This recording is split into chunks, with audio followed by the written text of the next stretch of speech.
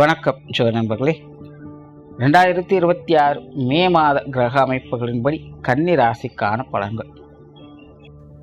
மே மாத கிரக அமைப்புகளை பொறுத்த வரைக்கும் ஒரு சாதகமான நிலைகளாக தான் இருக்குது.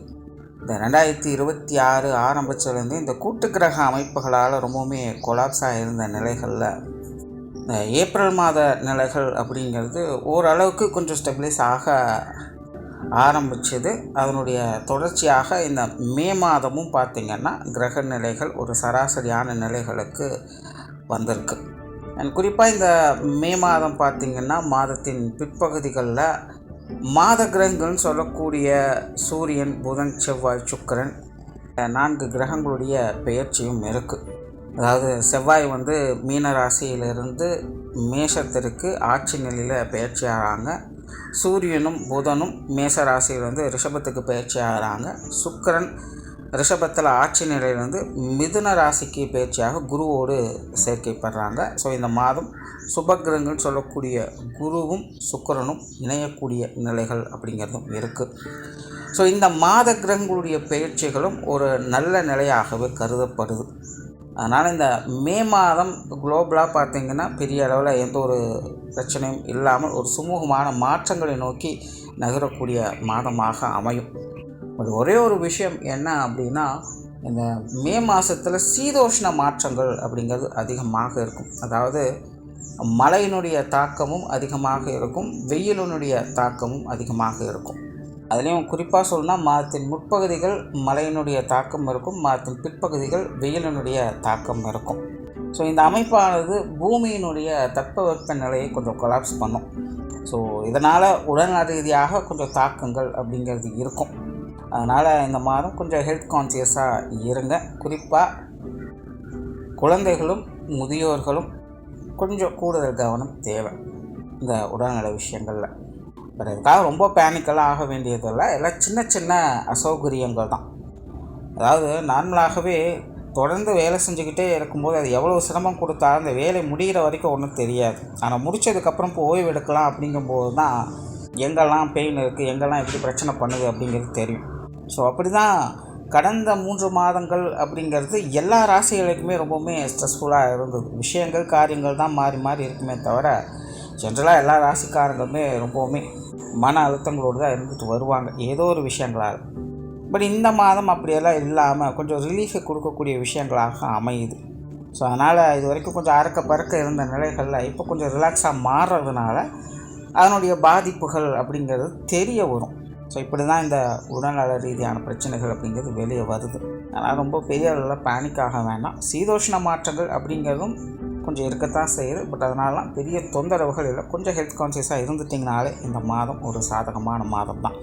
ஸோ ஜென்ரலாக இந்த மே மாதம் ஒரு சுமூகமான நிலைகளில் தான் இருக்குது.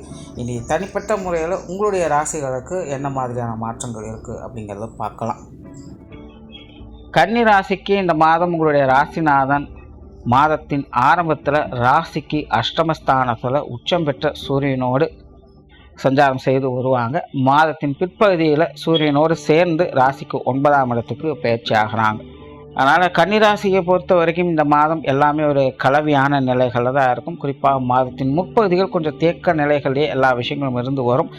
அவசரப்படாமல் நிதானமாக செயல்பட்டு வாங்க. மாதத்தின் பிற்பகுதிகளில் எல்லா விஷயங்களுமே கொஞ்சம் சாதகமாகவே இருக்கும்.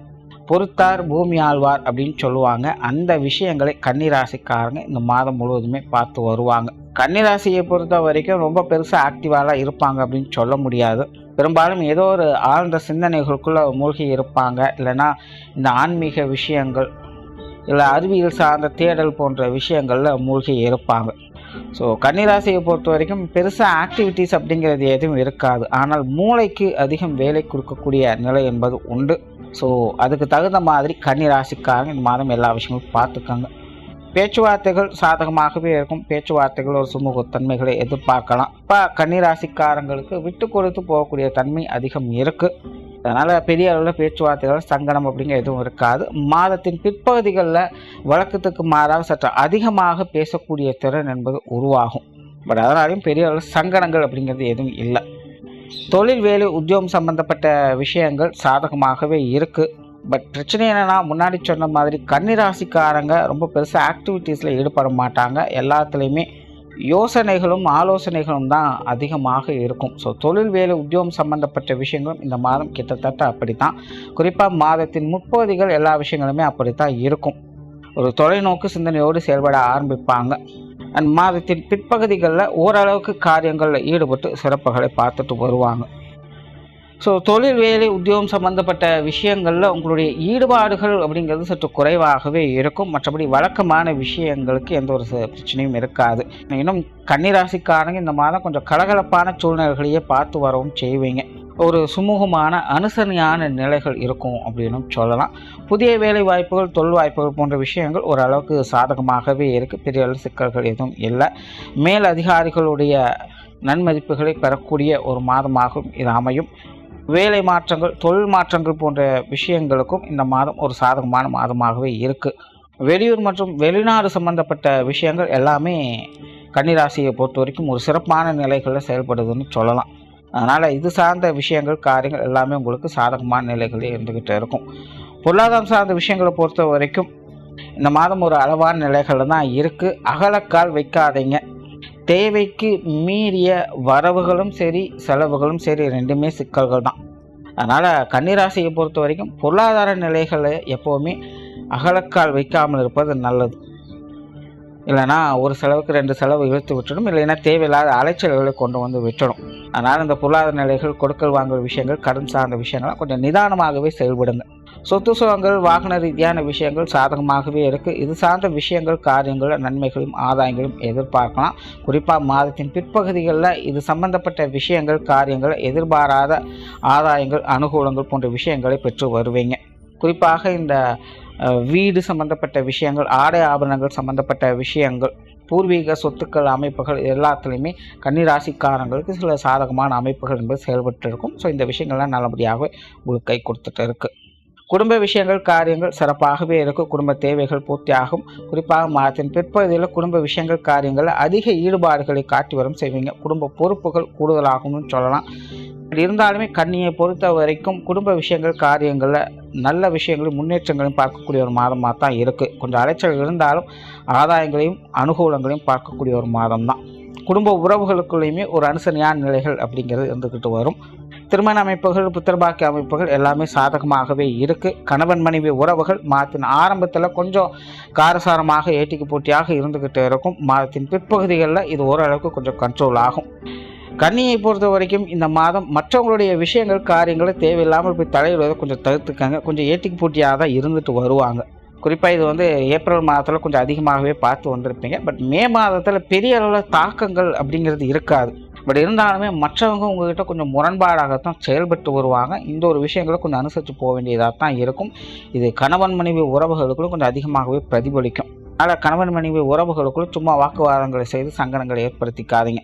குழந்தைகள் சம்பந்தப்பட்ட விஷயங்களும் அப்படி தான். நீங்கள் ஒன்று சொன்னீங்கன்னா அவங்க 9 சொல்லுவாங்க. பேசி சமாளிக்கிறது அப்படிங்கிறது கொஞ்சம் கஷ்டம். இதெல்லாம் முடிஞ்ச அளவுக்கு அவாய்ட் பண்ணிட்டீங்கனாலே பெரிய அளவு சிக்கல்கள் அப்படிங்கிறது எதுவும் இருக்காது. உறவினர்கள், நண்பர்கள் சார்ந்த விஷயங்கள் ஓரளவுக்கு சாதகமாக இருக்குது. பெரும்பாலும் உறவினர்களாகட்டும், நண்பர்களாகட்டும் பட்டும் படாமல் தொட்டு நோடாமல் தான் இருப்பாங்க. நீங்களும் அப்படியே இருந்துக்கிறது நல்லது. நலம் சம்பந்தப்பட்ட விஷயங்கள் கொஞ்சம் சங்கடத்தை கொடுத்துட்டு தான் இருக்கும். சின்ன சின்ன சோர்வுகள், அலுப்புகள், உடல் பலவீனங்கள் போன்ற விஷயங்கள்லாம் கொஞ்சம் சங்கடத்தை கொடுத்துக்கிட்டு தான் இருக்கும். குறிப்பாக உஷ்ண ரீதியான விஷயங்கள் கொஞ்சம் கூடுதல் கவனம் எடுத்துக்கங்க. கன்னியை பொறுத்த வரைக்கும் கடந்த 2-3 மாதங்களாகவே இந்த உடல்நல விஷயங்கள் அப்படிங்கிறது கொஞ்சம் சோர்வாக தான் போய்கிட்டு இருக்குது. இந்த ஒரு மாதம் கொஞ்சம் கவனமாக இருங்க. அதன் பிறகு எல்லாத்தையும் கொஞ்சம் சமாளிக்கக்கூடிய நிலைகள் என்பது உண்டு. மாணவர்களுக்கு கல்வி, வித்தை சம்பந்தப்பட்ட விஷயங்கள் சிறப்பாகவே இருக்குது. மாணவர்களுடைய தேவைகள் பூர்த்தியாகும். ஒரு மாணவர்கள் கொஞ்சம் எஃபர்ட் போடுறது நல்லது. ஏன்னா மாதத்தின் ஆரம்பத்தில் ராசி அதிபதி அஷ்டமஸ்தானத்தில் இருக்கிறதுனால மாணவர்கள் சில விஷயங்களை கொஞ்சம் கேர்லெஸ்ஸாக இருக்கலாம். அதனால் முயற்சியை மட்டும் கைவிட்டுடாதீங்க. மற்றபடி கல்வி, வித்தை சம்பந்தப்பட்ட விஷயங்கள் சாதகமான அமைப்புகளே உண்டு.